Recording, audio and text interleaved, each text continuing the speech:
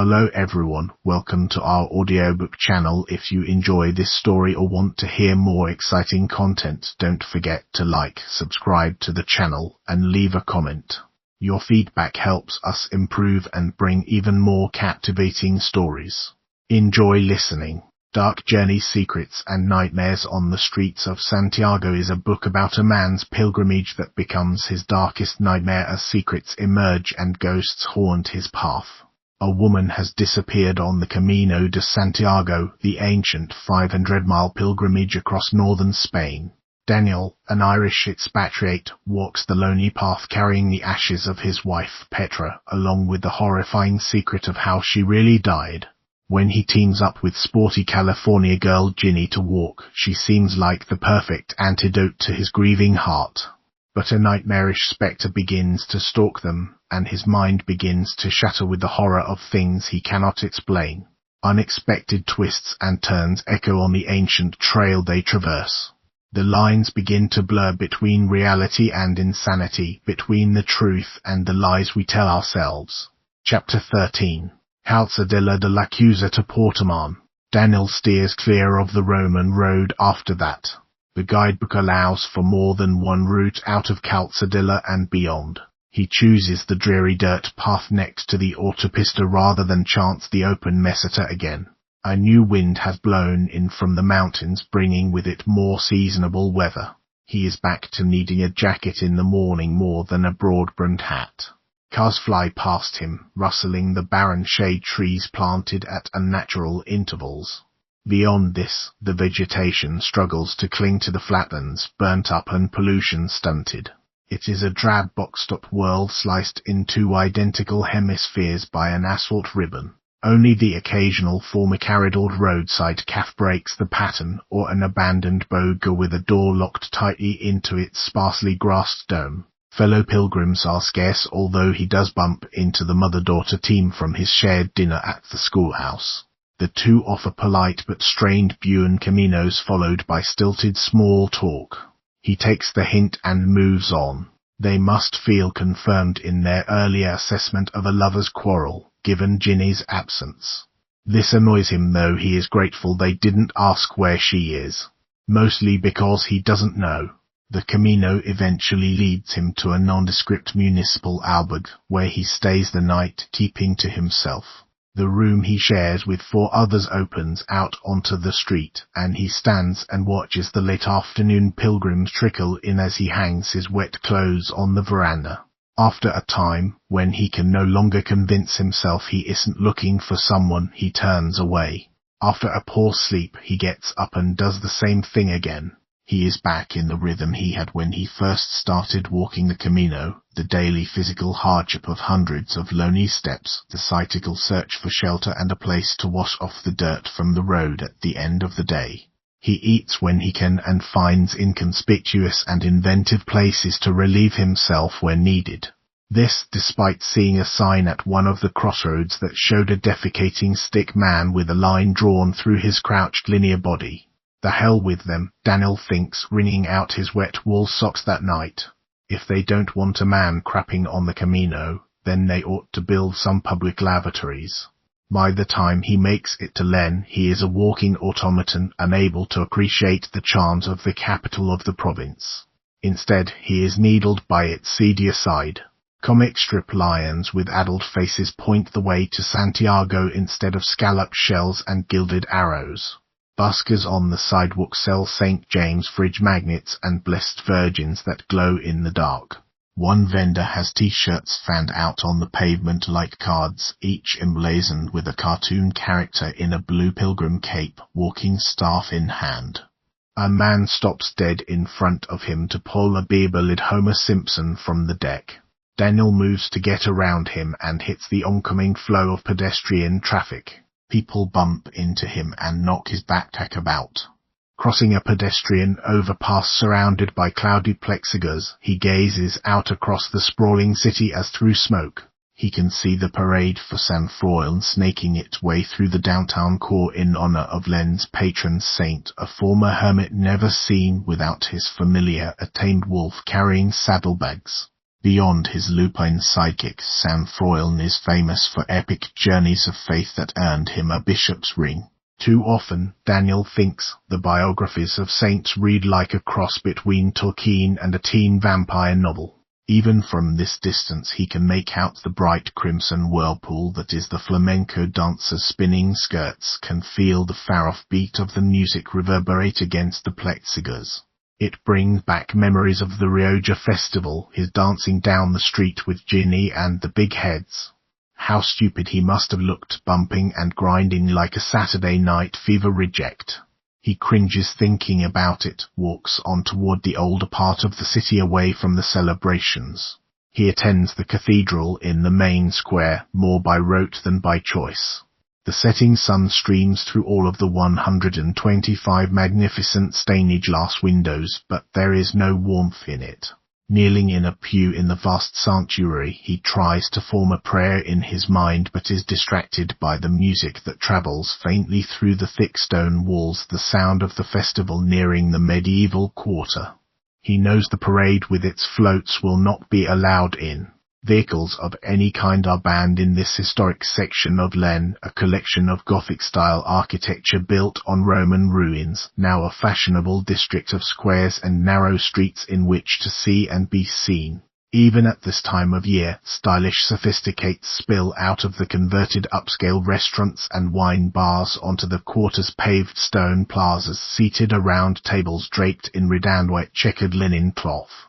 When he had walked through earlier, each crowded plaza seemed to open out endlessly onto the next, like a cascade of mirrors reflecting cosmopolitan chic that he wasn't prepared for in his humble hiking gear. He had checked into a convention albergue next to a 4-star hotel, then walked over to the cathedral. A corporate-looking nun talking on her cell phone had taken enough time out from her conversation to give him directions. In the pew now, he clasps his hands together tighter, trying to concentrate as the priest mounts the steps to the altar. Head bowed, eyes closed, Daniel prepares to mouth the words he learned in childhood. Lord have mercy. Sil ten misericordia. Christ have mercy. Cristo ten misericordia. The Spanish words bring back the night in the nunnery. He can see the woman in her blood-stained habit, feel the touch of her bent skeletal fingers on the back of his neck. How repulsed had been, even though he had later realized how much those hands resembled Petra's, after the cancer had taken most of her flesh to stoke its cellular bonfire. He looks up at one of the window panes depicting Christ at Calvary, a weeping Mary Magdalene clinging to the base of the cross. On the bridge that night, when Ginny had kissed him, she'd been so vulnerable, her tears falling to bead on the front of his nylon jacket. Could she really have faked it all? Daniel leaves the cathedral before completing the mass. The parade threatens outside the thick walls of the quarter, the music and drumbeats pulsing at its gates. He turns his back on the revelry and hurries on, passing through busy plazas one after the other, his backpack slung across one shoulder like a heavy afterthought. Laughter and lightness float around him as he moves through the crowds who drink and eat in honor of saints. He walks into the albergue and lies down on a bunk in a room that sleeps 150. Never has he felt so alone. Daniel continues on like this by himself, one day blending into the next, a simple existence brought down to basic needs. He pushes his body to its limits, walking longer and longer distances. His muscles ache then harden. He uses physical punishment and the meditation of miles to keep his mind clear of more painful thoughts, swears off alcohol even though it might have helped him with that. He doesn't see the woman. He doesn't see Ginny. Even Petra remains at the bottom of his backpack untouched. His emotions have been dammed up with a barrier of will and obsession. Reaching Santiago is his only goal now. After that, he doesn't know anymore. His opinion of cities has not changed when days later he reaches Astorga. The glorified river town is not as big or as trendy as Len, but still tries to compete, like an ugly stepsister tarting herself up. Daniel walks through the morning market on his way to the museum, the smell of overripe produce and sickly sweet churros assaulting his nose. Discarded lettuce leaves and sticky wrappers are strewn along the walkway. He picks his way around the trash so as not to soil his hiking boots. Later, a city worker will come and sweep it all away. The propensity to litter seems to be directly correlated with the knowledge that somebody else will clean it up. In almost every shop window is a notice about the missing woman, Beatrice Mercanori, seeking information about her disappearance in both Spanish and English. Her given name seems so pedantic for a young woman caught up in such extraordinary circumstances, Daniel thinks. He is quite sure they had a Jersey cow named Beatrice on the farm when he was growing up, although they rarely named the animals. His father hadn't wanted anyone to get attached. There is no photo with the posters that he notices, just a short physical description: 5 feet 7 inches tall, long brown hair, medium build, a small tattoo of a bar of music on her inner forearm. The description is as mundane as the name, although the music tattoo is a surprise. As he reads a poster glued to a cement lamppost, Daniel wonders what melody the missing woman chose and why she picked such a tender place for it. It must have hurt like hell. He also wonders where Ginny is. The posters warn women not to walk alone on the next few stages of the Camino. There have been reports of assaults, even a failed abduction, as Mark, the rotten Englishman, had said. It makes Daniel angry to think that women have to worry about this kind of brutal bullshit on a pilgrimage. Whatever. But like most men who care about such things, he doesn't know what to do with his outrage. He pushes his anger as well as his fear for Ginny aside, shoves his hands in his pockets, and walks away toward the tall black iron gates of the Museo de Catedral. There he pays over €3 to a fleshy-faced man reading a newspaper behind the front desk and pushes in through the turnstile. His eyes need time to adjust to the gloom. The museum has no central lighting, only wall-or-ceiling mounted lamps that bend to illuminate each painting and sculpture. Daniel counts no fewer than a dozen likenesses of La Virgin con Neo as he walks down the narrow entrance hallway. The last one shows a blonde, rouge-cheeked version of Mary holding a sprightly curly-haired Jesus. Too Hollywood for Daniel's taste. It is hard to take the mother of the Messiah seriously when she is depicted as a Disney princess.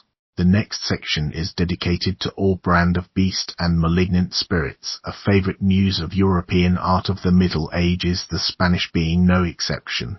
He takes a picture with his phone of one painting of a man and woman standing naked, holding hands in what appears to be hell. The artist has rendered long-toothed fiends and lascivious monsters where their genitals should be. Hell sent the photo to Angela when he next finds some Wi-Fi. Shall appreciate the carnival madness of a pubic purgatory. In the next room, he stops in front of another painting, but doesn't take a photo. It is Mary Magdalene in one of her Playboy poses, reclined on her side with evil-looking cherubs dancing around her. Or maybe they just seem evil to Daniel. He's had a distrust of angels from a young age, ever since his brother told him the devil used to be one. He drove 7 demons out of her, Christ did. The voice booms from the cavernous shadows of the gallery. Daniel starts and turns around. Mark leans on a wall at the opening of a murky passageway. He walks up to the painting and runs his thick fingers along the surface of the brush strokes, following the curves of Mary Magdalene's hip. You have to wonder where they went once he got rid of them, he says, turning his face to Daniel, his filthy hand still feeling up the saint. Or maybe you know already, don't you, Danny boy? The Englishman may be broader than Daniel, but he's older and not as quick. Before either of them realizes what is happening, Daniel has thrown Mark against the wall next to a bust of Pope Calixtus Roman III. The Englishman's backpack cushions some of the blow. Daniel hopes there is something heart-packed inside of it that is gouging him in the spine. Are you following me, he demands, more to justify his reaction than due to any real suspicion. All his pent-up anger over the loss of his wife, the tawdry street vendor's Ginny's deceit is being channeled, and now further fueled by his disgust for this pervert. Now, why the hell would I be following you? The Englishman doesn't move, even though Daniel has the front of his fleece grabbed in his fist. He holds Daniel's furious gaze, waiting for him to back off, which he eventually does. After Daniel releases his grip and steps away, the big man remains where he is, reclining against the wall with a smirk. You have to be more relaxed if you're going to make it to Santiago, boy. I'll be making it to Santiago just fine. Thanks, Daniel tells him. Not everyone does, Mark says, moving into the light. He makes sure to keep the bust of the Pope between them. Where's your little friend? Ginny, Daniel says, staring the bastard down. Yes, Mark says, brushing his fingers against the stone head of the long-dead Pope. His fat rings make a scraping sound. Ginny. I don't suppose I know, Daniel tells him, and then adds, as far away from you as she can manage, no doubt. The Englishman smiles widely, a shite-eating grin that hints toward worse appetites. His teeth are small and perfect, like a child's. You heard about our little misunderstanding. I heard you acted the maggot. Some girls just can't take a joke. Not after seeing anyone laughing.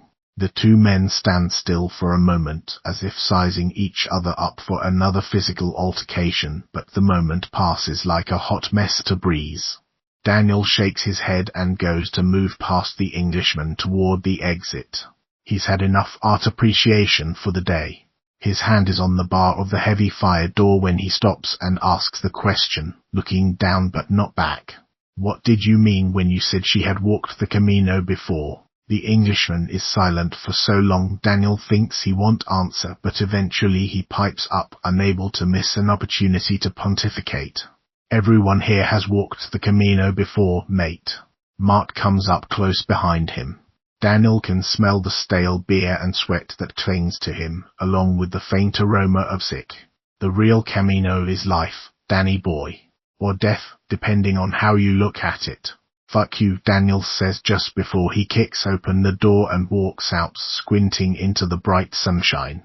Mark's voice booms across the plaza, dispersing a flock of worried pelgrim pigeons into the air. You've walked this road before, Daniel, he calls after him. You just don't know it yet. Daniel stops and waits a moment before turning around. By then the heavy metal door is closed. The Englishman is gone.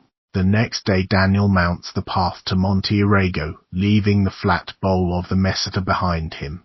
Most people would have stopped at Rabanal overnight to rest for the steep ascent, but he keeps going, a destination in mind. He stands now in front of it, La Cruz de Ferro, the iron cross of the Camino. It sits atop a rough wooden pole rising 20 feet in the air, set on a towering mound completely covered in stones. This is not the highest point on the road to Santiago, but close, and a place of long-standing tradition. Pilgrims place a stone at the base of the cross to represent something they have left behind as part of their time on the way: pride, greed, the usual vices. It's a similar practice to the small cairns of intentions Daniel has passed on the Camino from the beginning that so distressed him with their likeness to roadside tributes to the dead. This cairn is almost 2 stories high and bothers him less so. It is too large to mark just one accident. The magnitude of it is more in keeping with his own mistakes. No one knows for sure about the origins of the Cruz de Ferro, although it might have provided a beacon for pilgrims over the centuries to help find their way through the snowbound mountains. There is no snow here yet, but Daniel can look across to Monte Teleno in the southwest and see laced peaks of white. Other speculators believe the mound may have served as an altar to the Roman god Mercury, the patron god of travelers as well as luck, trickery, and thieves. More Christianity superimposed, Daniel thinks, like Roberto the Spaniard had said. Despite its possible pagan roots, Daniel crosses himself as he stands at the foot of the monument of rock and pebble. He has a stone in his hand he brought from his backyard in New Jersey. He had picked it quickly from beneath a favorite tree before he left, not considering carefully the size. It had weighed like a brick in his backpack. More than once he thought of ditching it before now. When he drops it on the mound with all the others, he knows that it doesn't really symbolize much of anything except perhaps his need to unload. No one is here to see him place his intention on the pile. Most will have found a bed by now after visiting the shrine in the morning. He had planned it this way, having gotten used to the steady company of his own solitude.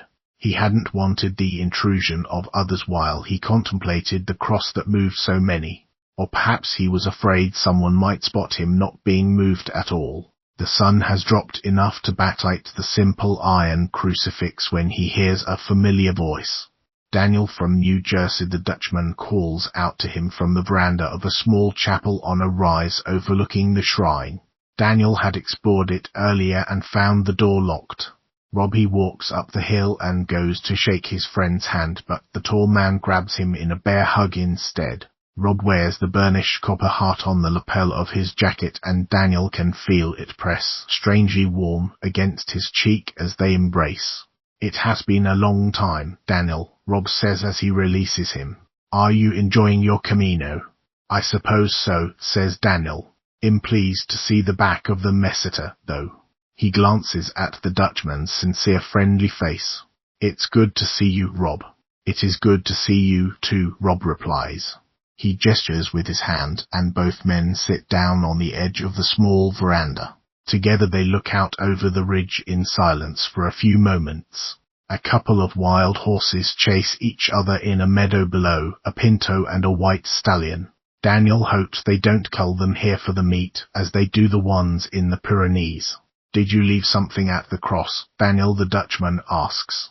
The distant sound of the horses' hoofbeats drums up from below. "Yes and no," Daniel responds. "Did you?" "Not yet," Rob tells him. "First, I had to read my letter." Only then does Daniel notice that Rob holds multiple pages of foolscap in his hands, lined like the kind they'd used back in school. Each page is covered with careful blue-inked script both sides, front and back. "Looks like that might take a man a while to get through." The Dutchman smiles. "Not so long. I have read it many times." He gently folds the pages in his hands but doesn't put them away. "This is from my wife," he tells him. "She gave it to me before I left on the Camino but told me that I must not read it until I am here." "At the Iron Cross?" Daniel asks. "Yes," Rob says. "It was her wish that I read it in this special place. She would be happy to know I have done so." Rob gazes off into the distance as the horses disappear into a valley to the west. "She must be after missing you," Daniel says, thinking of his own losses. Petra had not left him a letter.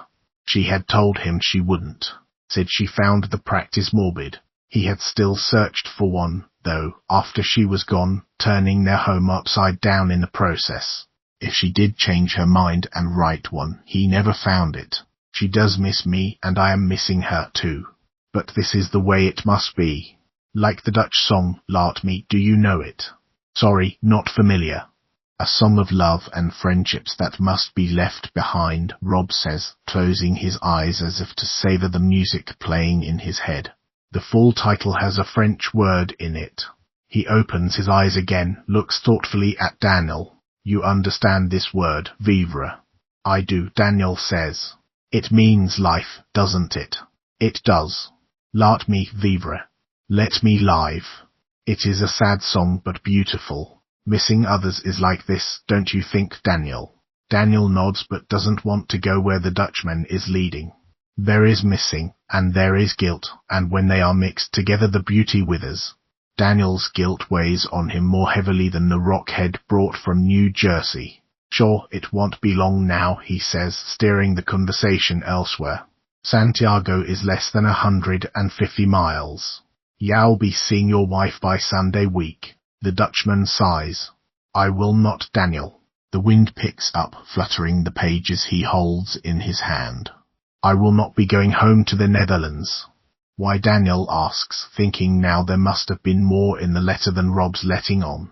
"Not for the same reasons you cannot go home," Rob says, even though Daniel cannot remember telling him about how his family was waiting for him on the farm. "Jenny did not lie to you, Daniel. Not as you believe." The statement hangs between them, suspended in the air. "In not following you," Daniel says, becoming wary. Instead of answering, the Dutchman stands up, walks down the hillside to the Iron Cross. Daniel goes after him. "I don't understand." "What are you saying?" When he catches up to Rob, he sees that he has rolled up the letter in his fist.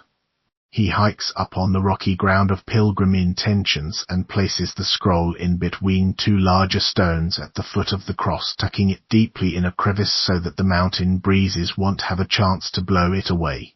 Then he returns to stand beside Daniel. The ghost that follows you is real, Daniel. I have seen her. Daniel takes a step back. You're having me on, Rob, he says. How did Rob know about the woman? Fade discussed ghosts, but no specifics. Daniel doesn't even believe that what he's seen counts as a ghost. Surely you don't believe that, he finally says. Rob takes his thumb and rubs the smooth metal of the heart on his lapel. My wife gave me this because she wanted to protect me while I was on the way, he tells Daniel. But my real heart was no match for the Pyrenees. He turns to Daniel, puts a hand on his shoulder. I never made it over the pass that first day. You're not after making sense, Rob. But the sense of what Rob is saying is starting to make Daniel's hands shake. He wants to reach out and grab the Dutchman in a bear hug again, feel the weight of his presence, the heat of his body, to confirm for himself.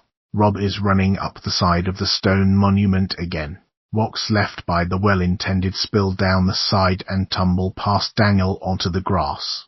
The Dutchman waves the letter from his wife from the top, even though Daniel never saw him retrieve it.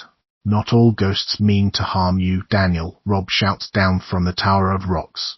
But remember, they all carry messages. He disappears over the other side of the huge cairn, the sun lighting up his painter's cap from behind him like a halo. When Daniel circles around the monument to find him, he is not there. Although, later he may admit to himself that he did not expect him to be. A small shiny piece of metal glints in the sun among the dusty stones. Daniel picks up the copper heart and holds it still in his open palm before fastening it to his own jacket. He stands for a moment, his head bowed. The horses' hooves beat the hard ground in the distance. He walks on. What's the matter, Daniel? His sister's concern is obvious even from the small screen of his phone. Her expression is pained. Her voice lowered. After giving out to him for not calling her in a week, she has finally calmed down enough to let him speak. I don't know, he tells her, sitting alone on a bench in the courtyard of the albergue in Portemont. Everyone has gone inside to escape the evening's chill. White flagstones glow coldly in the dark. You don't seem yourself, Angela says. Daniel feels the copper heart weighing down the material on the front of his jacket. It probably belongs more on his sleeve when he talks to his sister. Still, he keeps the story of the Dutchman to himself. Angela would not believe him if he did tell her. Are you after going to Finisterre? She asks him. To spread Petra's ashes, like you said. To be honest, Angie, I don't know where I'm going. He looks up at the rectangle of dark sky above the courtyard. The moon has come up. It is a waxing crescent floating as a thin bowl. His sister gives him a little more time to explain, then switches gears when he doesn't. I was reading in the papers about that woman, the one gone missing on the Camino, she says. Daniel says. It doesn't look like they'll be finding her either. It's a feckin' shame. Sure, you never know. Maybe she's gone to the beach with a Spanish fancy man. Ginny was after saying the same thing, he says, thinking again about how much the two would have liked one another under different circumstances.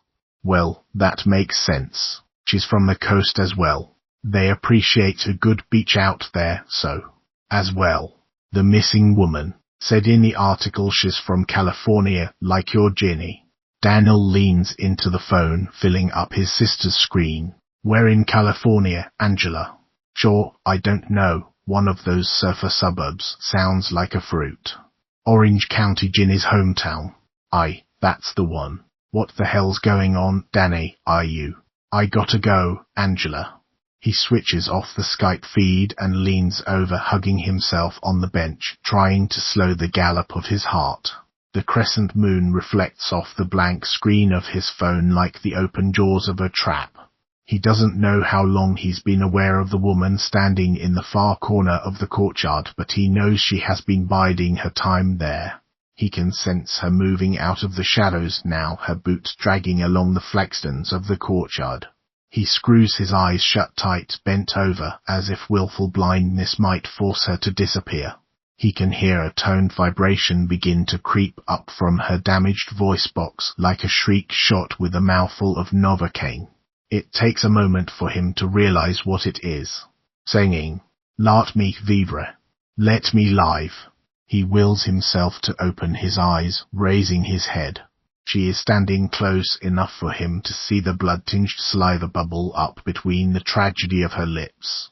Her tongue flicks in and out, almost half of it missing. She must have bitten it off recently, he thinks. The jagged meat of the stump still has a tooth embedded in it. When she reaches out to him, her sleeves in tatters, he can see the crisscross of weeping welts that slash through both forearms, defense wounds. One has sliced the blue treble clef of her delicately noted tattoo clear in half. The skin from it flaps over and hangs there, as though a musician has hastily turned the page. "Let me live," she croons with her mutilated tongue. When she takes a step toward him, the front of her red Columbia sweater begins to undulate and ripple with something that slithers underneath. He stumbles back to the entrance of the albergue, tripping over the cement doorstep. The phone slips from his hand and strikes the flagstones below, the screen cracking. When he picks up the phone, the moon reflects in pieces in the broken glass. Stumbling through the door to the warmth and strength of numbers, he tries to hold on to his sanity as well as his dinner. He needs to find Ginny. He needs to find her now. Chapter 14. San Peo 8 miles. Daniel walks along the forest path holding the collar of his jacket closed against the fierce wind. The imprint of the copper heart on his lapel presses through the thinness of his gloves. He wears a rough wool cap pulled down hard over his ears. He bought it in Portamon when the weather began to turn. It is November now, after all, or at least he thinks it is. Time, as he has observed before, can be tricky on the way, particularly in this last part, where the wind can blow a man right off his course. The force of it bites into the land, rips what's left of the leaves from the trees. It shrieks between the gap of his backpack and jacket, chilling the little beads of sweat that run down his spine. Even with the protection of the forest on the path this morning, he can still feel the madness of that wind tormenting the edge of the eucalyptus, a breed of tree not native to Spain but nonetheless here an interloper, much like himself. He'd like to tell Ginny about the origins of eucalyptus, but he still hasn't found her. Beatrice stays with him, of course. The missing woman is always nearby. Today she tries to hide behind the twisted eucalyptus trees, but Daniel can still hear her sighs impossibly over the wind, as if she is getting bored with following him. He doesn't know when he became fully convinced it was her. Sometime after she reached out to him in the courtyard, but before he saw her picture on the poster, a pixelated photocopy from before, smiling for the camera when she still had all her teeth. She pursues him all the more closely as he approaches Santiago, every day a little more brazen in her ways. She always makes certain that she is near enough for him to see the latest arrangement of her face. The one intact cloudy eye a little more sunken in than the day before. The skin flapping in the wind as it pulls ever farther away from the bone structure of her jaw. He tries not to let the sight of her get to him, although the stench is hard to take, a cross between open sewage and an apple left in a bag too long. Today when he glances over his shoulder, she gives him a wry smile full of maggots, then lies down dramatically on the forest floor and lets the elements take her, becoming one with the black rotting leaves. Such a performer she is. He watches as the sweet smell of decay sucks her under the ground like a filthy kiss. Head down, he pushes his way through the wind. It is only 8 miles, a day's journey, to the cathedral. He has crossed an entire country to reach. But that no longer matters. He needs to find Ginny before Beatrice does. He knows she must be close now, or the dead woman wouldn't plague him so. It is the thought of protecting Ginny, rather than the nearness of Santiago, that gives him the strength to resist sinking into the forest floor himself, to keep on walking even though he knows Beatrice is still there. The way he kept going to the hospital every day for Petra as death hung in the doorway but wouldn't quite come inside, the pain and the drugs so thick she didn't even know him half the time. Her drape of semi-consciousness was a blessing he hid behind like a traitor in those final days. His boot treads are getting slick with the wet black eucalyptus leaves that carpet the path. They cling to the space between the heel and sole, interfering with his stride. He sits down on a large rock and begins to pry off the viscous clumps with a stick. They fall to the ground beside him in raw chunks. When he finishes, he scans the path and catches sight of Beatrice about 50 feet away, slowly tracing his steps in her mudkit Merrill hiking boots. Gore from her head wound has coagulated on the strands of her long brown hair, coating it into a nest of grey speckled ropes. The wind whips them around her head, obscuring her face. She looks like one of the Furies. Another blessing. For a moment, the two freeze and regard one another like the worthy adversaries they have become. A truce called under the canopy of wind-swept trees. But then the stiff arms slowly reach out in accusation, straining the sleeves of the red Columbia sweater, and Daniel can see the colorful beaded bracelet with the silver shells gleaming brightly on one blackened wrist, the twin for the one on Ginny's own. He bolts from the rock and gets back on the trail. He has to find Ginny soon. He can't wait and look for her tonight when he reaches Santiago. Santiago, he knows in his heart, will be too late. The eucalyptus forest gives way to industrial fields surrounding the airport, but Daniel never sees any planes in the air, just a high fence with barbed wire, grown over with exhaust-choked ferns. He walks for an hour alongside the empty autopista, never seeing a car, only a dead rabbit with its head caved in tossed carelessly toward the median. Roadkill, Daniel thinks. We have that back home as well. The thought makes him inappropriately nostalgic, although he's not sure for which home. He has rarely seen wildlife on the Camino, only the occasional small lizard skittering along a rock wall, but nothing warm-blooded, like the rabbit. Of course, there are the domesticated animals, placid farm livestock, or mangy dogs snarling along property lines, both chained and unchained. Even now, a sleek dark cat crosses in front of him to stand in an icy pool on the road.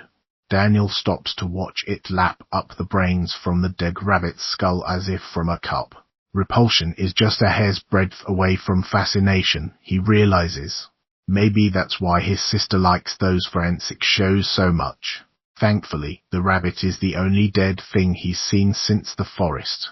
The approaching industry seems to have caused Beatrice to fade, making her transparent, and then finally gone. Daniel begins to relax as he makes his way into the outskirts of the village of San Peo. It feels good to be free of her, even for a little while, alone with his footsteps and the morning. Even the sun starts to shine, further lightening his mood. That's probably why he got lost.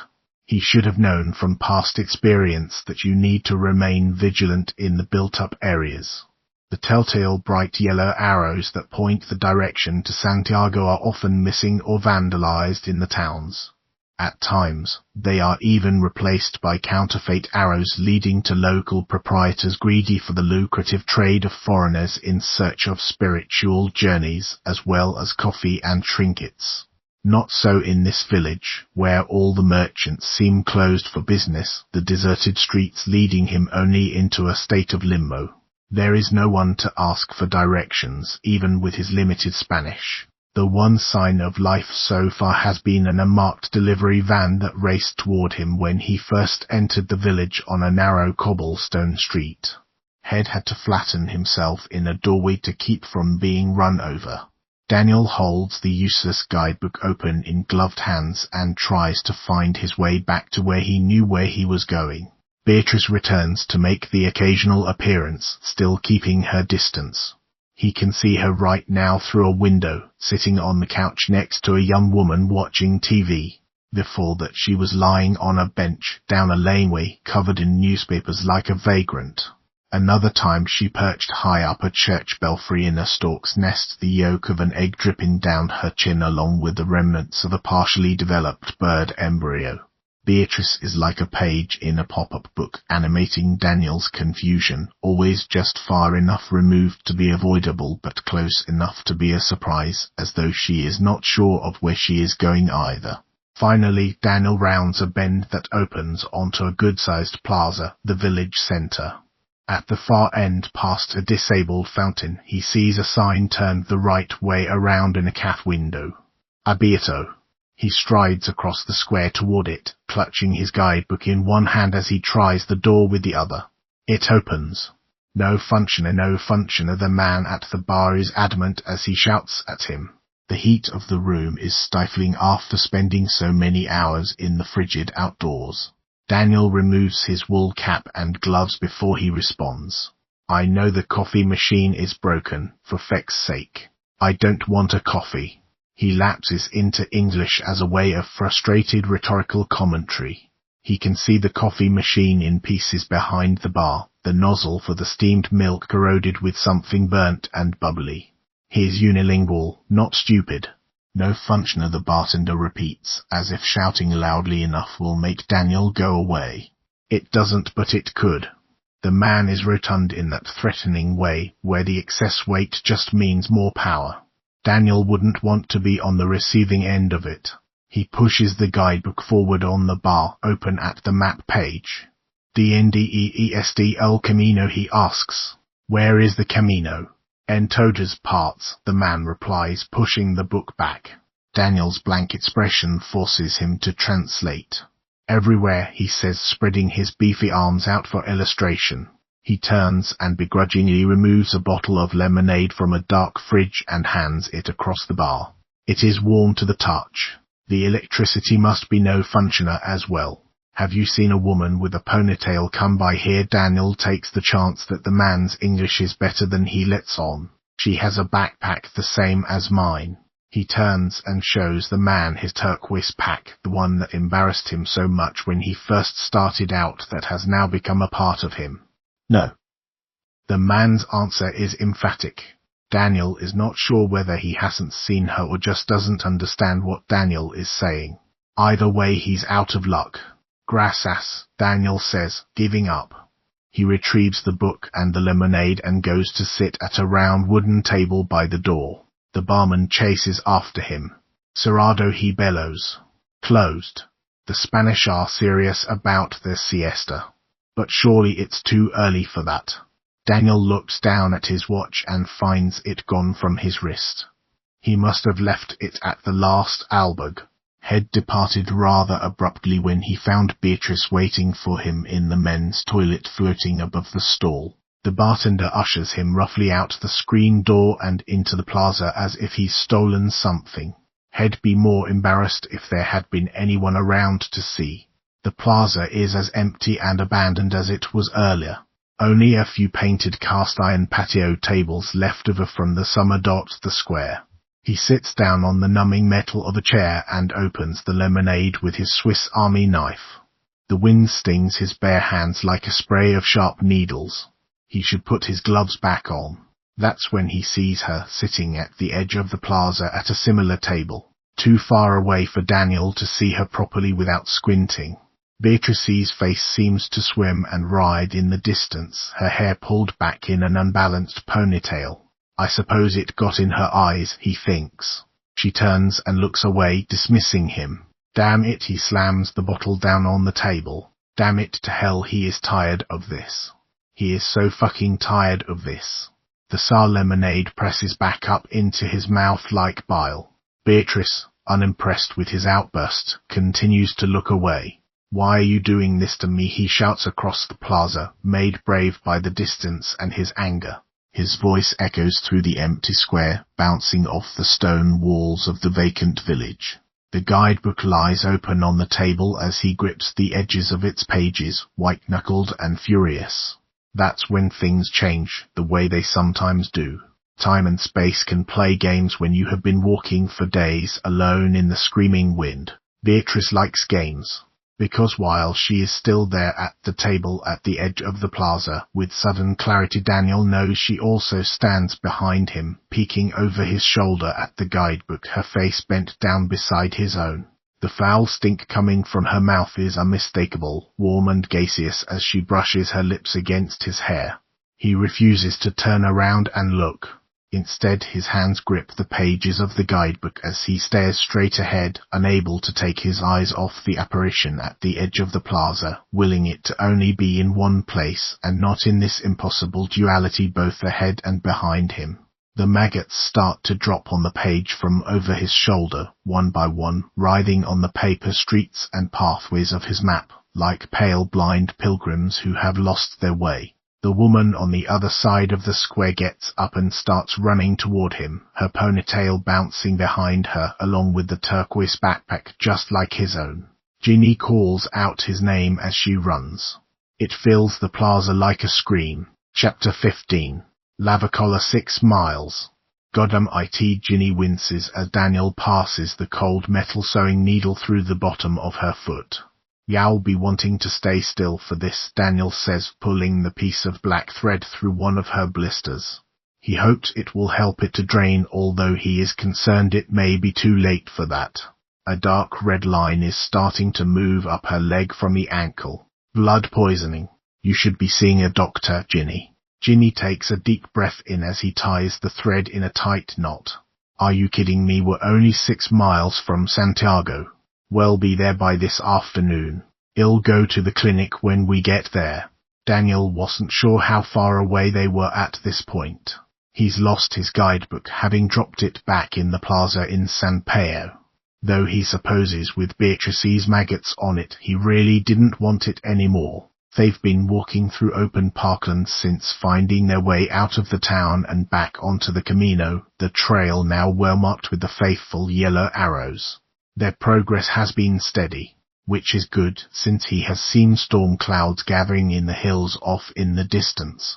They'd had a light rain earlier even though the sun still shone. A smile and a tear, he had remarked to Ginny at the time. That's what his mother always called it when the weather contradicted itself in this way. A smile and a tear, Ginny had repeated, though she never took her gaze off the road ahead. He was surprised when she made the rare request for a rest stop. When she had taken off her boots and socks he had seen why. 2 blisters, one on each foot, sat bloated between her toes like pus-filled bubbles of misery. They'd hiked down a grassy knoll at the side of the trail toward the sound of water and found a small stream beside a chapel ruin to rest and tend to them. Large white rocks dot the surface and make for shallow rapids. The sound of the water rushing over them is soothing, even in their predicament. It would be a good place to rest if not for the huge black crows that stand on the rounded rocks like sentinels. Daniel doesn't know what unsettles him most with the birds when they stand there silently and stare at them, or when they pierce the quiet with a random squawk. He cups his hand around a pocket lighter so he can sterilize the needle in the flame before tending to her other foot, but the wind keeps blowing it out. He finally gives up, rinsing the needle in the icy stream and then plunging it into the second blister. Ginny gasps and closes her eyes. The hot pus mixed with blood runs down her instep like sweet relief. "Then now, Ginny, you're doing just grand." Daniel can feel heat radiating from her foot and into his hands. He pulls the second piece of thread through and ties it, trying hard not to add to the hurt. "Looks like you've been at this before," he says, seeing the remnants of an earlier attempt, the dirty black thread embedded between her toes where the skin has closed over it. He digs through the band-aids and aspirin in his first aid kit and pulls out a pair of tweezers, but she protests. "Forget it," she says. "I can't take any more." Ginny, we can't be leaving it like that. What are you worried about? That it'll work its way through my bloodstream and kill me, like they used to tell us splinters would as kids? I'm more worried about the infection getting worse than it is now, Daniel tells her, although he can't help picturing the threads traveling through her body as they speak, like nasty black pinworms aimed at her heart. He reluctantly puts the tweezers away in his kit.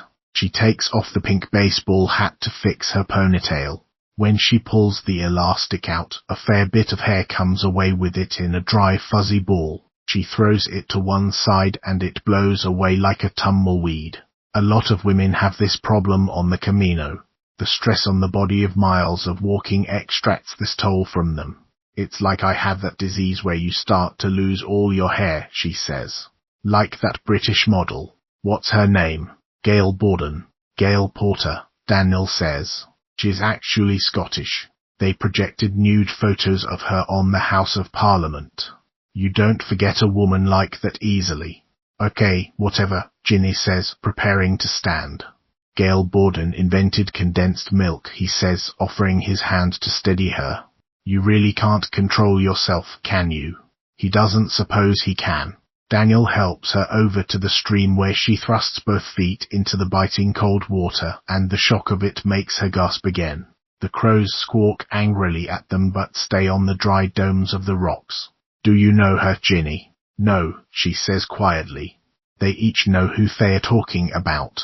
By now, they've both seen the posters with Beatrice's picture and know the missing woman is the one that follows them. She's from Orange County, like you are, Daniel says. Ginny stiffens beside him. The blood from her feet flows in little rivulets down the stream. Do you have any idea of the population of Orange County, Daniel, she says. I live 400 miles north of there now. I haven't been back in 16 years. Not since. She can't finish, but Daniel knows since when. Since she ran away from home and the dangling hair dryer, her sister calmly talking on the phone as Ginny cowered in a frigid tub. So, you don't know her, he says, more gently. No, I don't know her. And your friend, the one who died of the overdose, what harm, but you were thinking it was her at first. If they look similar, maybe they're related. He's grasping at all the straws now. No. Maybe she. No, Daniel. She is shutting the conversation down, as she has since they reunited in San Peo. She doesn't like to talk about Beatrice. We could contact the police, I suppose, he says, wondering why he hasn't thought of this before. And tell them what, exactly, that we've found the missing woman and she's gone all Santa Compal, stalking us on the Camino for our souls. That would go over well. We could leave, he says. After all, they are not without options. He has a cell phone. Even with a busted-up screen it still works. They are not in the wilderness. He could ring for a taxi to pick them up and take them to the airport. Although he realizes reception has been spotty for a long time now. He can't even remember the last time he talked to his sister. I'm not leaving, Ginny says emphatically. We're almost at the cathedral. She pulls her feet out of the water, flexes her toes once or twice to bring the feeling back into them. Besides, I've tried, she adds like an afterthought. You've tried. A few times. Each time, I just end up back where I started when I wake up the next day. What are you saying, Ginny? We can't leave. We just have to make it to Santiago, she says, taking his hand. She may be running a fever from the infection, but her fingers are cold as ice through her gloves. Once we get there, we'll be free of her, she says. How do you know that, Ginny? Yes, how do you know that? Both Ginny and Daniel wince at the sound of the booming voice. The Englishman stands at the top of the knoll surveying them before he marches down the hillside and drops his huge backpack on the grass. He pulls out a cigarette from behind his ear and lights upon the first try despite the wind. The birds flap their polished ebony wings anxiously. Seems to me, Mark says as he exhales his smoke aggressively into the air, that y'all never be losing that bitch. What are you after? Daniel says as he stands up, trying not to betray how much Mark has startled him. At least he's not Beatrice, he thinks. They haven't seen her since the plaza. Maybe she's downstream somewhere, bathing her own wounds. I'm not after anything more than you, mate. Just a place to rest. He sits down on the ground, stretches out his legs, and leans back on his hands. In fact, this is where the pilgrims used to rest and purify themselves, right here at Lavacolla, he says, removing his hat and placing it on the grass. Purify, Ginny asks. That's right, love. Purify. He moves a little closer to where she sits on the grass. Daniel steps in protectively to block his way. The Englishman continues with his impromptu lecture regardless. The medieval pilgrims would stop here to wash themselves before entering the sacred city of Santiago, probably stank to high heaven. Fucking peasants. He spits onto the ground, as if the stinking peasants are still there. That's where the name lavacola comes from, he says, the Spanish word for wash. I thought that's what you were doing here. Didn't you read the guidebook? We lost it, Daniel says evenly, standing his ground. Ginny looks down at her wet feet still hovering over the stream, and Daniel hands her a micro towel to dry them off. He has no intention of sharing a rest spot with Mark. At least not for long. Catching his drift, Ginny reaches for her damp socks and pulls them on, not even taking the time to search for a fresh pair. As if sensing their discomfort, Mark gets up and goes to stand downstream, seemingly content to contemplate the smooth rocks and the birds for a moment before he speaks again. There are worse things, you know, than that woman, he finally says. Like yourself, Daniel says. This earns a chuckle from the Englishman. Ginny starts to lace up her hiking boots. Worse than that, Mark says as he unzips his fly. But you'll find that out soon enough. Daniel cannot believe the crass dirtbag is going to relieve himself right here in front of them. What a lout. Then he sees a long tentative talon creep out through the man's pant zipper. A forked tongue between pointed teeth follows it, flecking, as if tasting the air. The nightmare artwork of the museum in Astorga is coming to life right in front of them. The black crows begin to squawk in earnest. I tried to purify myself here, Mark tells them. After the accident. He ignores the abomination between his legs as he steps into the water. Rapids rush over the top of his walking shoes, soaking them. The birds take flight but don't go far. They wait in nearby trees to see what will happen next. Both Daniel and Ginny wait as well, paralyzed by the sight. It was an accident, you know, he says angrily, turning around in the stream to address them, the icy water splashing up onto the bank. Though she had it coming, that girl. I was just being friendly. I warned her. The Englishman has started to sink into the water as if his long body is on an elevator or disappearing into quicksand.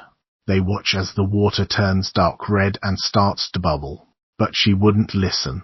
She was a tease just like you and that other one. His eyes narrow in on Ginny. She grabs for her backpack, fumbling with straps as she pulls it on. Daniel reaches for his own pack and throws it over one shoulder. Still, he can't take his eyes off the big man, sinking into the stream bed, the demon's face now fully visible and leering at the front of his hiking pants. How she whined and complained. No, please stop. He says the words with a mocking falsetto voice. She kept it up even after I put her in the backyard. No matter how deep I buried her, I could still hear her bitching and pleading. Pissing and moaning every night, she did, until I had to dig her up and cut her into pieces for the bin man. Mark is nothing but a head now above the stream, his eyes madly twitching. Spit flies from his mouth. Daniel moves forward to help Ginny, but a crow swoops down in front of her and she loses her footing on the soft earth at the water's edge. Her right boot smashes squarely into one of the round, smooth rocks. Only it is not a rock anymore. None of them are. They are all heads like the Englishman, screaming in the boiling current of blood. Daniel pulls Ginny from the ground where she stumbled and drags her up the hillside.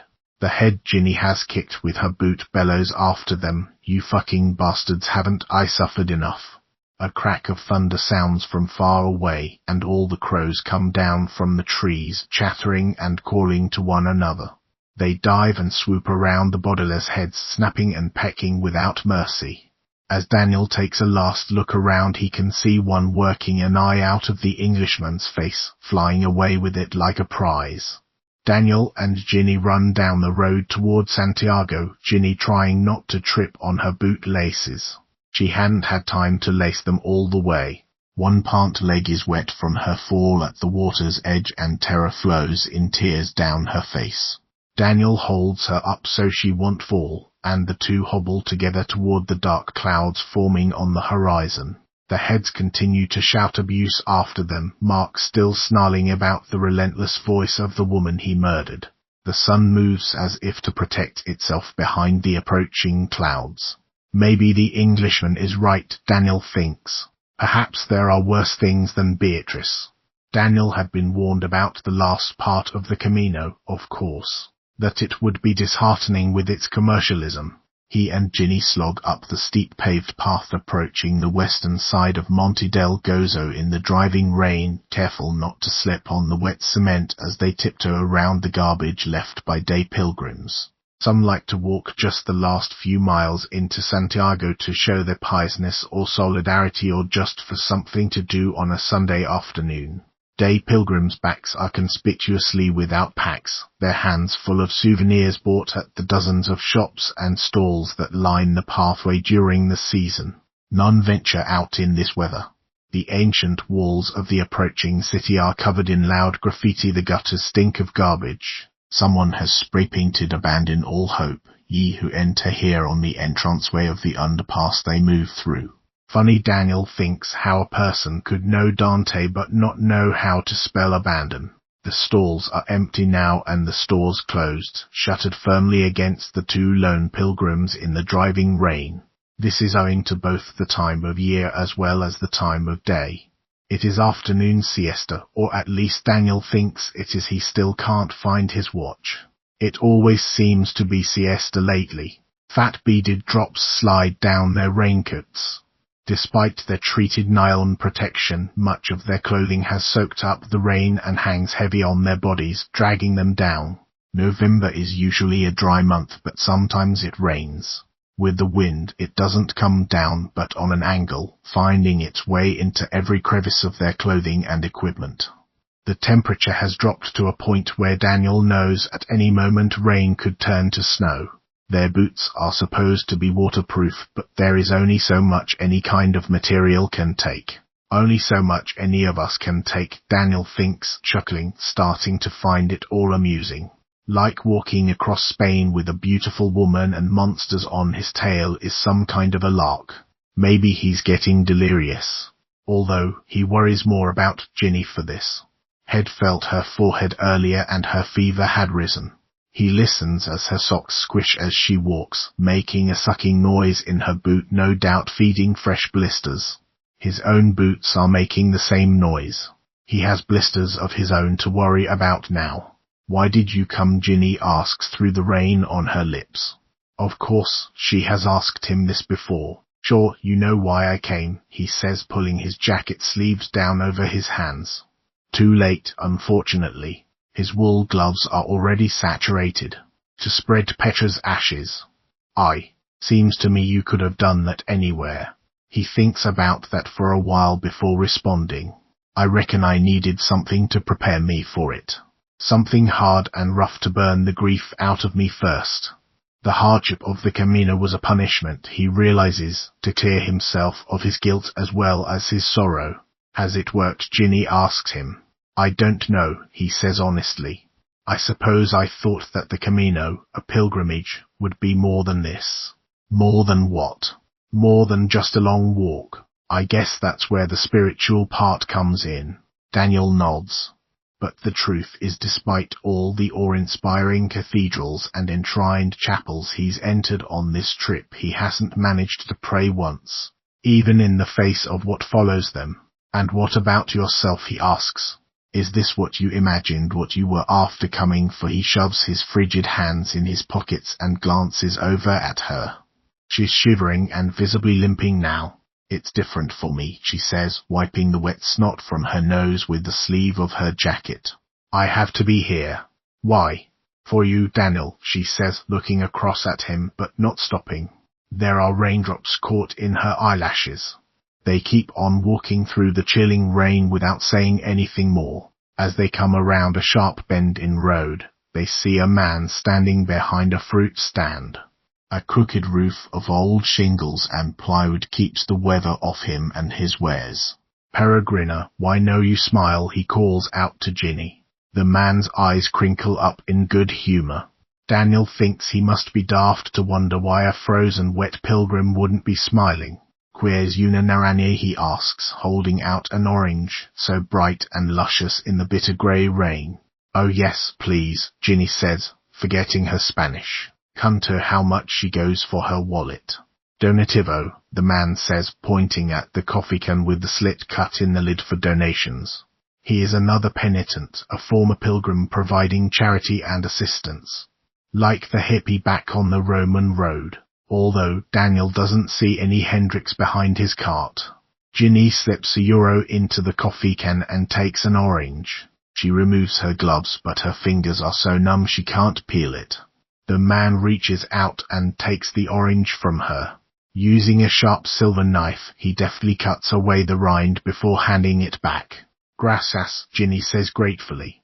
Daniel waits patiently, but he knows they can't stay under the shelter of the little fruit stand for long. Ginny's infection is getting worse. He has seen her stagger once or twice and even slur her words. It is also getting later. The window for arriving in Santiago before nightfall is getting shorter and shorter. He'd force her to take a taxi at this point if he could. But she is adamant that she wants to finish the pilgrimage to the holy city her own way. He couldn't call a cab if he wanted to now anyway. His phone hasn't had even one bar of reception since they started climbing the mountain. He is getting ready to suggest that they move on when he notices the fruit man has taken his knife out again. His eyes crinkle up even as he puts the blade into his mouth and splits his face up the middle with it. It gets stuck on the cartilage of his nose for a moment and then races straight up to his heavily lined forehead where the skin peels off neatly on either side. He pulls the top of his skull off like a lid and a black crow flaps out and flies off into the dusky sky. Tada, says Beatrice from beside him, with a magician's flourish of her hand. When she takes a deep bow, one of her ears falls off onto the wet pavement. A deafening flash of light on thunder strikes above them, and the birds start to shriek. Daniel hears the crack of the heavy branch too late. It collides with the back of his head and knocks him down flat on the asphalt. Before he loses consciousness, he looks over to see the fruit man's skull with the perfectly peeled skin lying open on each side. Just like the orange, he thinks, before the rain and Beatrice's torn ear lying beside him fade to the deep black of a crow. Chapter 16. Monte del Gozo 2 miles. When Daniel comes to, the storm is raging in a nighttime sky. A huge branch the size of a tree lies across the trail in front of him, naked and slick, blocking the path up the mountain. Luckily, he'd only been hit by one of its smaller offshoots. The painful lump at the back of his head sprouts throbbing tentacles that reach down into his neck. Lying on the ground with his cheek wet and raw in a filthy puddle, he wills himself to get up. The most he can manage is to lift his head a few inches off the ground to take a glimpse around. Water gushes through the gutters on either side of the path. Beatrice is gone, as is the fruit vendor. After a minute, he is able to force himself into a seated position. That's when he realizes Ginny is gone too. Shaking, he stands, then climbs over the huge branch. He starts making his way up the greasy incline, slipping and falling, his head still woozy from the blow, his feet burning from blisters that are probably infected now. He is part robot, part beast, mounting Monte del Gozo in the dark. The frightful image of Ginny alone and hurt somewhere grates like brittle glass in his fractured mind. He must get to her. He may have not been able to save Petra, but maybe he can save her. Beatrice is not far behind, gliding, not walking, up the mountain. The toes of her hiking boots hover above the path. She is gaining on him, her hair plastered down with the rain. Forest green ooze runs freely from the crater in her skull where her abductors bashed it in with a shovel when they were done with her, the same shovel that dug her grave in one of the farmer's fields that border the Camino. Daniel doesn't know how he knows this, but he does. Perhaps she whispered it to him as he lay prone on the ground. The thought of what else she might have done to him while he lay unconscious makes his insides wither. He hikes down a gully to get past another tree that has fallen. This one is too big to climb over. Not in this storm. Not in his state. He slides in the wet muck, catching his ankle forcefully between two rocks, unable to remove it. The pain bursts sharp and immediate. Yanking on the leg of his hiking pants, he pulls madly to free himself, but his boot won't come free. He drops his backpack and pulls harder. He's desperate now, crying out as the thunder claps overhead. He can't hear the birds anymore over the rain. He can't hear anything but the roar in his head until a faint melody reaches him, drifting up the hill. Beatrice has started to sing again. Her song shapes and shifts and finally coils around Daniel's ear like a serpent, calling to him with sickly sweet seduction, daring him to turn around. To walk not towards Santiago, but back to her, where she will envelop him in her stiff decomposing arms, smothering him deep within the folds of the red Columbia sweater. Daniel, the voice is small and weak, but oh so familiar. He feels the gentleness of a light hand placed on his back. The rain starts to let up. Then a warmth pours over him as she wraps her arms around him from behind. The waves of her unfettered hair flow down over his shoulder and onto his chest, covering the metal heart the Dutchman gave him. The familiar sound of her speech is like a salve that heals every part of him. Even Beatrice's song disappears into the ether, like storm clouds that have come and passed. Petra. He weeps openly now, pulls her hand to his face, fully fleshed and healthy. He kisses each finger, one at a time. He doesn't need to turn around to know it's her. A man knows his mate. I thought I'd lost you. SHH, she coos. It'll be okay, Daniel. He takes both her hands in his, pulls her more tightly around him. He can feel the swell of her breast pressing into his back. But her chest is still, just like the last time he saw her. Where have you been, my love, he asks. Not far, she says. He lowers his chin to his chest, closes his eyes against the tears. Oh dear God, Petra, I'm so sorry. She pulls him toward her and cradles his head in her lap like a child. No, Daniel, I'm sorry. For asking you to help me. It was too much. It had been too much. It had almost broken him. I was weak though, Petra, he protests. I was after letting you suffer for so long. He lifts his head, turns around to bring his fingers up to her face, her beautiful, intact, untouched Bidace's face. And then he can't finish thinking about that day, the feel of the crisp white pillowcase on his hands as he pushed down over her mouth and nose, crushing the weak spasm of breath left in her. You only did what I asked you, Daniel. It is true she had asked, begged him even. And part of him had hated her for it, that final request. But not as much as he hated himself. It wasn't what he did that he can't accept. It is why he did it. Doing the right thing for the wrong reasons. It can plague a man worse than the evilest deed. But it is time to tell the whole truth, no more dealing in halves.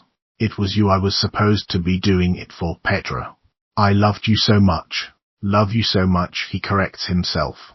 But in the end, at the end he stops, pulls her to him, buries himself in her neck. She smells like the freshly laundered dress he buried her in. At the end, you wanted me gone. He lets out a deep moan she absorbs with her body. She has voiced what he cannot. He had done it not for her, but for himself. His own selfish weakman's self. The endless trips to the hospital. The bedside vigils next to the skeleton that was no longer his wife. The tubes and the needles and the swish of the nurses in and out with looks of efficient pity.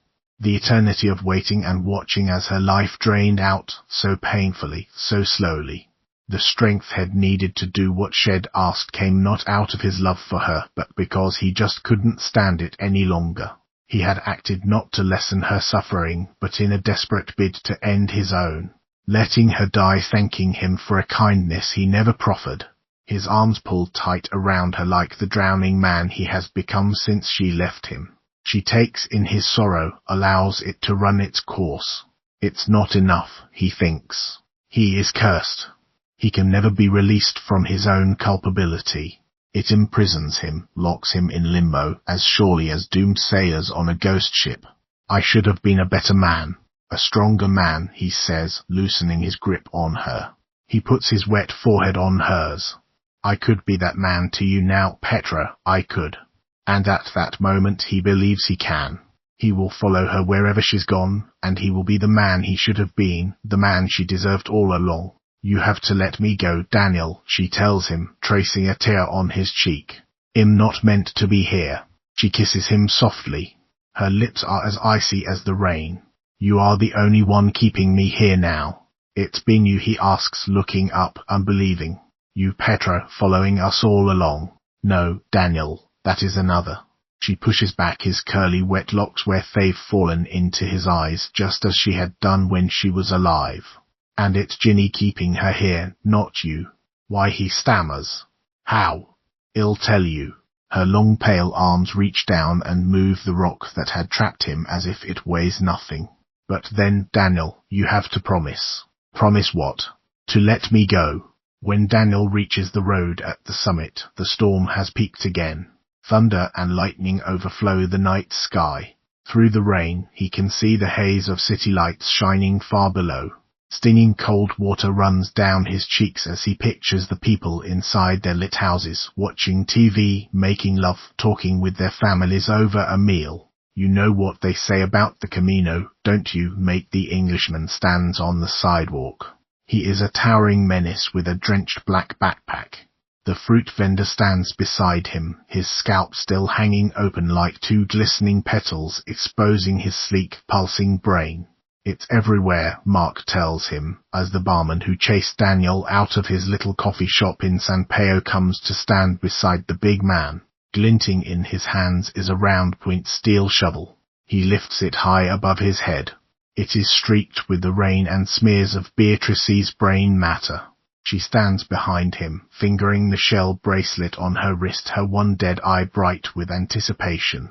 She and Ginny had bought the bracelets before they left for the Camino. Beatrice had them made specially to match. Friendship bracelets.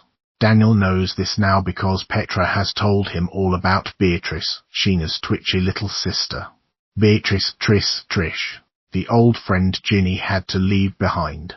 Go fuck yourself, Daniel says as he rushes into the street. The chapel is the right place to go. The only place to go. It stands on the north side of the empty roadway on the edge of the mountain, perched and private. The small wooden sign above the entrance reads Capilla de San Marcos. Daniel can just make it out by the pale red light that glows from inside. He makes a run for it despite his injured ankle. Blood from the gash the rock left behind fills his right boot, but at least the ankle isn't broken. A heavy iron ring hangs from the wide-planked front door like that from a bull's nose. His fingers almost freeze to the metal as he pulls on it. After a few desperate tries, it opens. Stooping under the low doorway, he slams the door shut behind him, locking it with the metal cylinder of the deadbolt. A blast of thunder goes off outside like a gun salute. Inside it is warm and dry, not like the other churches and chapels he has visited on the Camino that were chilled, drafty places. He sees Ginny sitting in a pew up front, shivering and rocking herself, the water dripping from her clothes and hair. When he confronts her, he can see she has left a puddle on the grey stone floor. You left her behind, he says, but not the way she told him. The first time you walked the Camino.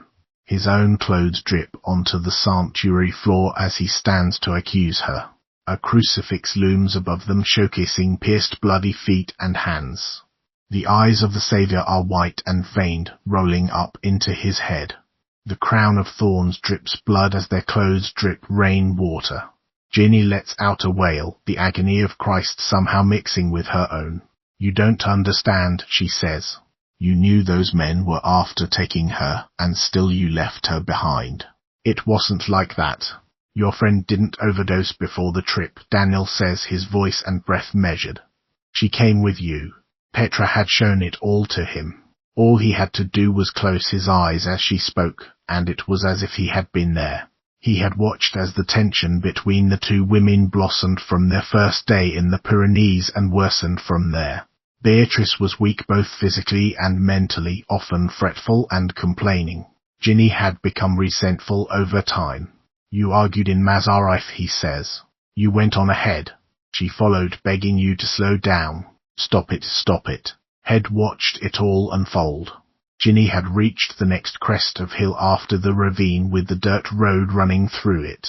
She would have still been able to hear Beatrice below, where she struggled desperately to keep up, to hear her cry out with a voice that was different than the pleading that had come before, not angry or plaintive, but clipped like a bird fallen abruptly from the nest. "Did you hear the van?" Daniel asks before they took her away. I looked down. Ginny whimpers, covers her face with her hands and starts rocking herself again. "And I thought I saw her." But really, he knew what she had seen. 2 men speeding away in a beat-up Renault. "You ran away. You were well able to run for help, but you didn't. You could have gone somewhere, told someone." But Ginny hadn't told. She'd just kept on running, convincing herself that Beatrice was okay. That she had just decided to go back to the albergue, her friend who had become like an albatross around her neck with her methadone and her moaning. She ran long and hard from the threat in the ravine, the way she had run from her sister and the deadly bath water 16 years before. "I didn't know," she cries into her hands. "You didn't know he is being cruel, letting out all his fury on her. His anger at her deceit, certainly. But it is more than that. He wants to punish her just as he sought to punish himself, and he realizes now Petra as well." "Why did you run?" he demands. His rage echoes off the walls of the tiny chapel. "Because," Beatrice says quietly from a pew at the back. "She didn't see me when she looked behind her." Daniel turns to observe the dead woman. Knows what she says is true. Petra had shown him. He had seen what Ginny saw when she looked back into the ravine that day. A strip of red fabric abandoned in the dirt, the collar torn roughly from the red Columbia sweater. Just like the scream from Beatrice's lips when they took her away. Beatrice swoops across the sanctuary like a bird of prey. Daniel is forced flat to the floor, where he knocks his wounded ankle hard against the base of the baptismal font. Pain explodes up his leg. Ginny screams and runs for the side door of the chapel behind the sacristy, Beatrice close in pursuit. When Daniel recovers from the shock of the pain, he limps behind the 2 of them, dragging a streak of his blood across the chapel floor. "Ginny," he calls out to her in the storm from the arch of the doorway. The gutters are flooded, the water coursing down the steep roadway. Ginny runs into the street, slips, and falls in the water. Daniel takes off into the rain, dragging his leg behind him, even as he sees the headlight come speeding around the corner. Even as she struggles to her feet, he no longer seeks to punish her with his words. He knows about running from life, from guilt, from the scene of a crime, about hiding from the truth. But the car gets to them first, sending Ginny sailing into the air. She hits the pavement with a sickening thud of bone and cartilage. Only clipped by the sleek chrome bumper, Daniel is knocked down at the curb, where he tries to crawl to her across the wet pavement, one leg bent the wrong way behind him. "Ginny, I understand. I do." She is too far away for him to touch, for her to hear. He uses what strength he has left to lift his head. The car is gone. A hit and run.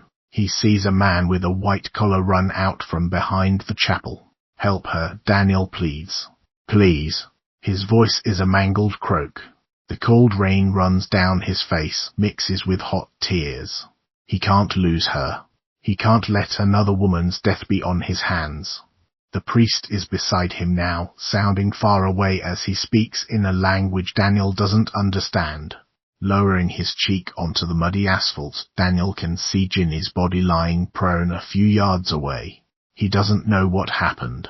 He had been right behind her, reaching forward to push her out of the car's path, but something had held on to him, grabbed him by the collar of his jacket, and pulled him out of harm's way at the last second. He looks up past the priest, expecting to see one dead woman, but instead finds another. Beatrice brings one finger to her lips before she walks away to lie down beside Ginny, her arm protectively wrapping around her old friend. But not before she opens her palm to show him the copper heart that came off in her hand when she pulled him from in front of the deadly wheels of the speeding car. He sees the hairy black roots of eucalyptus grow up through the roadway, snaking their oily branches around the 2 intertwined friends. The largest morphs into a purply green arm with a colorful shell bracelet gleaming at the wrist. It forces its fist into the screaming mouth of one of the heads from the stream bed that have sprouted up like city spring buds on the other limbs. Daniel watches the face contort as it chokes on the bright round beads mixed with shells. Beasts like those he saw in the paintings at Astorga claw with yellow talons from below the ground, gnashing their sharpened teeth. He hears the priest beside him, talking on a cell phone in Spanish. His voice fades in and out with the roar of the rain. As Daniel loses consciousness, he watches the roots of the eucalyptus pull both women down below the street and the rain and the storm to a place where artwork comes to life in 1,000 nightmares. Daniel lies in the impersonal hospital bed, not wanting to hear what the priest has to say. Outside his window, he can see the 2 towers of the cathedral that dominate the Santiago cityscape. The north tower is intact, but the tower of the bells on the opposite side of the Baroque facade is imprisoned behind a cage of grisly metal scaffolding. "I'm so sorry," Father Bruno tells him, sounding like a doctor who must deliver bad news. Daniel's had enough of doctors' messages. They tell him the same thing as the priest. He suffered a severe concussion, needed stitches for his ankle and a cast for his leg. The car had fractured his left femur where it clipped him. No one else had been injured at the scene of the accident. No woman named Ginny found. Just him, alone on the side of the road where Father Bruno found him. "I'm not crazy," Daniel tells the priest, whose English, like so many here in Santiago, is surprisingly good. He feels bad for being so rude to him after he was kind enough to visit. Daniel is told he should be able to go home tomorrow.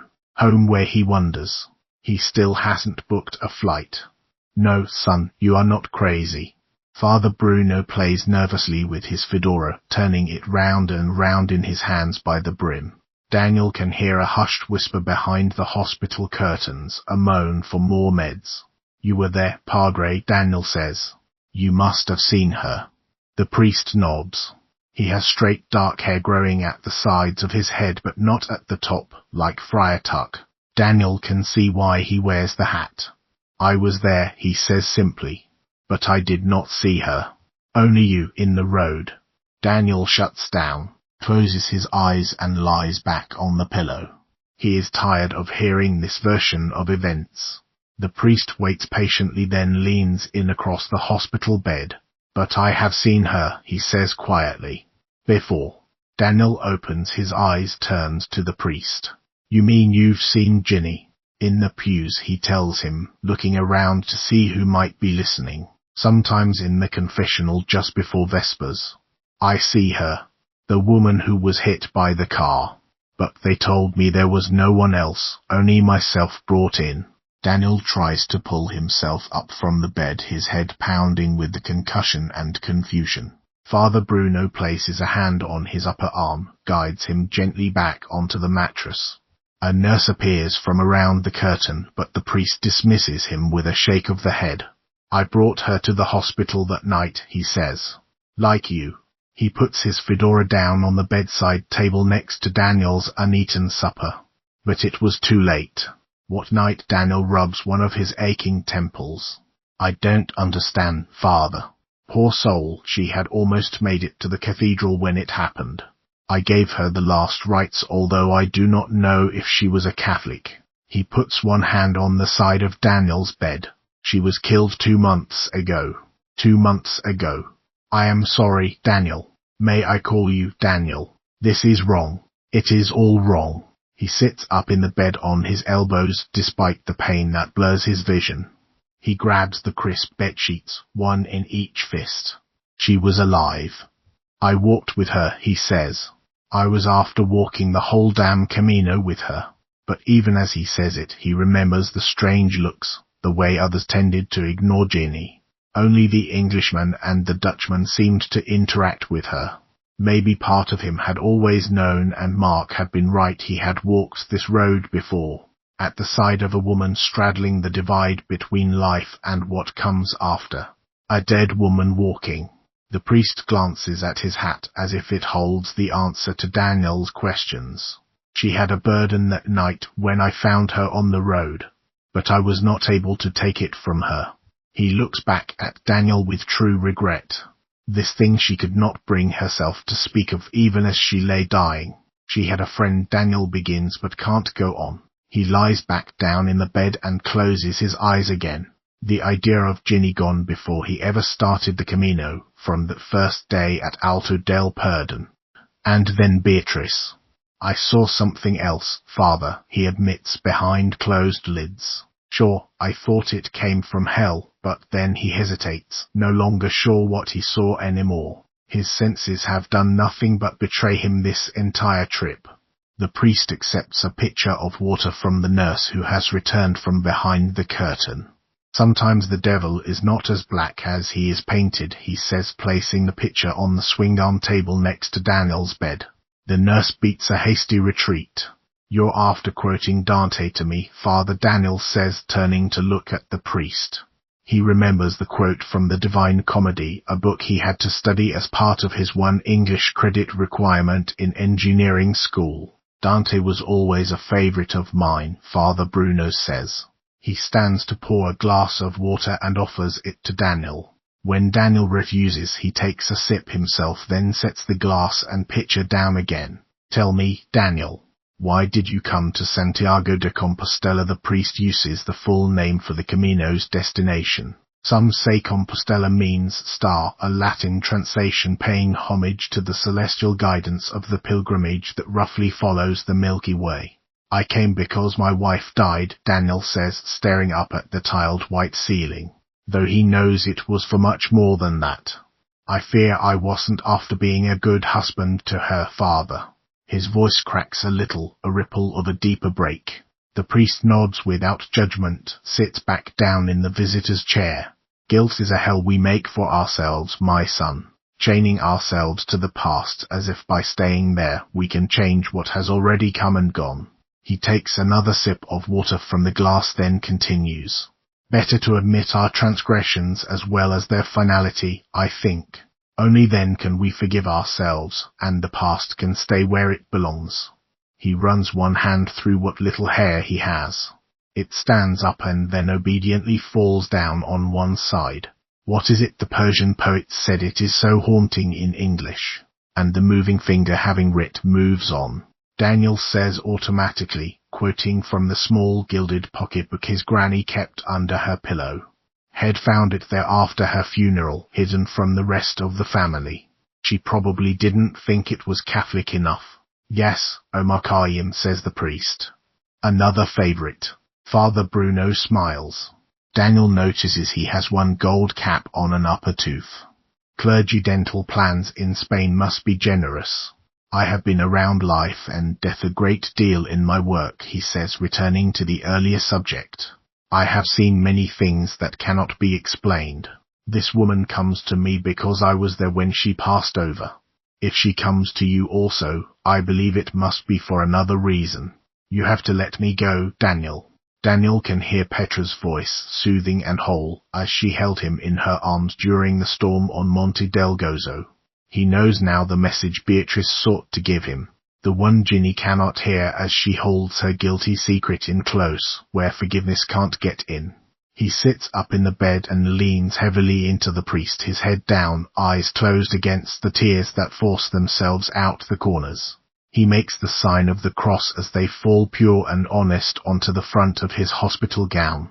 He is ready to accept that what he did will never change, but he still can. Bless me, Father, he begins, for I have sinned. Chapter 17. Khan en Attaya.